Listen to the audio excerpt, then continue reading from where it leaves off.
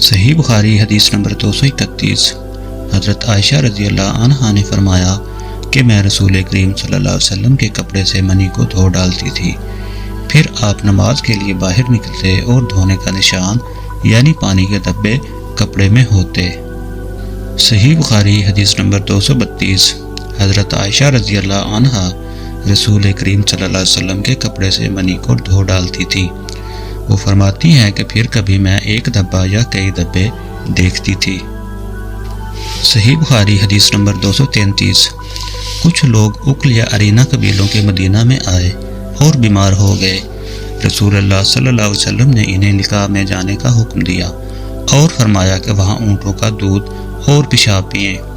چنانچہ وہ لقاء چلے گئے اور جب وہ اچھے ہو گئے تو رسول کریم صلی اللہ علیہ وسلم کے چرواہے کو قتل کر کے جانوروں کو ہا کر لے گئے۔ علی صبح رسول کریم صلی اللہ علیہ وسلم کے پاس اس واقعے کی خبر آئی تو آپ نے ان کے پیچھے آدمی دوڑائے۔ دن چڑھے وہ حضور کریم صلی اللہ علیہ وسلم کی خدمت میں پکڑ کر لائے گئے۔ آپ کے حکم کے مطابق ان کے ہاتھ پاؤں کاٹ دیے گئے اور آنکھوں میں گرم سلاخیں پھیر دی گئیں اور مدینہ کی پتھریلی زمین میں ڈال دیے گئے۔ پیاس کی شدت سے وہ پانی مانگتے تھے مگر انہیں پانی نہیں دیا جاتا تھا۔ ابو قلابہ نے ان کے جرم کی سنگینی ظاہر کرتے ہوئے کہا کہ ان لوگوں نے چوری کی اور چرواہوں کو قتل کیا اور آخر ایمان سے پھر گئے اور اللہ اور اس کے رسول کے ساتھ جنگ کی۔ صحیح بخاری حدیث نمبر 234۔ رسول اللہ صلی اللہ علیہ وسلم مسجد کی تعمیر سے پہلے نماز بکریوں کے باڑے میں پڑھ لیا کرتے تھے۔ صحیح بخاری حدیث نمبر 235۔ رسول کریم صلی اللہ علیہ وسلم سے چوہے کے بارے میں پوچھا گیا جو گھی میں گر گیا تھا۔ فرمایا اس کو نکال دو اور اس کے آس پاس کے گھی کو نکال پھینکو اور اپنا باقی گھی استعمال کرو۔ صحیح بخاری حدیث نمبر 236۔ رسول کریم صلی اللہ علیہ وسلم سے چوہے کے بارے میں دریافت کیا گیا جو گھی میں گر گیا تھا۔ آپ نے فرمایا کہ اس چوہے کو اور اس کے آس پاس کے گھی کو نکال کر پھینک دو۔ صحیح بخاری حدیث نمبر 237۔ رسول اللہ صلی اللہ علیہ وسلم نے فرمایا ہر زخم جو اللہ کی راہ میں مسلمان کو لگے وہ قیامت کے دن اسی حالت میں ہوگا جس طرح وہ لگا تھا، اس میں سے خون بہتا ہوگا جس کا رنگ تو خون کا سا ہوگا اور خوشبو مشکی سی ہوگی۔ صحیح بخاری حدیث نمبر 238۔ رسول کریم صلی اللہ علیہ وسلم نے فرمایا کہ ہم لوگ دنیا میں پچھلے زمانے میں آئے ہیں مگر آخرت میں سب سے آگے ہیں۔ صحیح بخاری حدیث نمبر 239۔ رسول اللہ صلی اللہ علیہ وسلم نے فرمایا کہ تم میں سے کوئی ٹھہرے ہوئے پانی میں جو جاری نہ ہو پیشاب نہ کرے۔ صحیح بخاری حدیث نمبر 240۔ ایک دفعہ رسول کریم صلی اللہ علیہ وسلم کعبہ شریف میں سجدہ میں تھے۔ ایک دوسری سند میں ہے کہ رسول کریم صلی اللہ علیہ وسلم کعبہ کے نزدیک نماز پڑھ رہے تھے اور ابو جہل اور اس کے ساتھی بھی وہیں بیٹھے ہوئے تھے۔ تو ان میں سے ایک نے دوسرے سے کہا کہ تم میں کوئی شخص ہے جو قبیلے کی جو اونٹنی ذبح ہوئی ہے اس کی اوجڑی اٹھا لائے اور لا کر جب محمد صلی اللہ علیہ وسلم سجدہ میں جائیں تو ان کی پیٹھ پر رکھ دے۔ یہ سن کر ان میں سے ایک سب سے زیادہ بدبخت آدمی اٹھا اور وہ اوجڑی لے کر آیا اور دیکھتا رہا جب آپ نے سجدہ کیا تو اس نے اوجڑی کو آپ صلی اللہ علیہ وسلم کے دونوں کندھوں کے درمیان رکھ دیا۔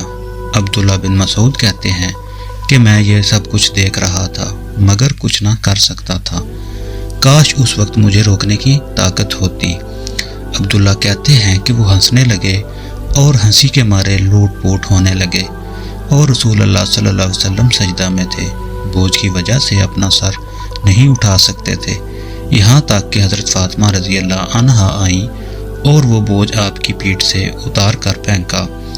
تب آپ صلی اللہ علیہ وسلم نے سر اٹھایا، پھر 3 بار فرمایا یا اللہ تو قریش کو پکڑ دے۔ یہ بات ان کافروں پر بہت بھاری ہوئی کہ آپ صلی اللہ علیہ وسلم نے انہیں بد دعا دی۔ عبداللہ کہتے ہیں کہ وہ سمجھتے تھے کہ اس شہر مکہ میں جو دعا کی جائے وہ ضرور قبول ہوتی ہے۔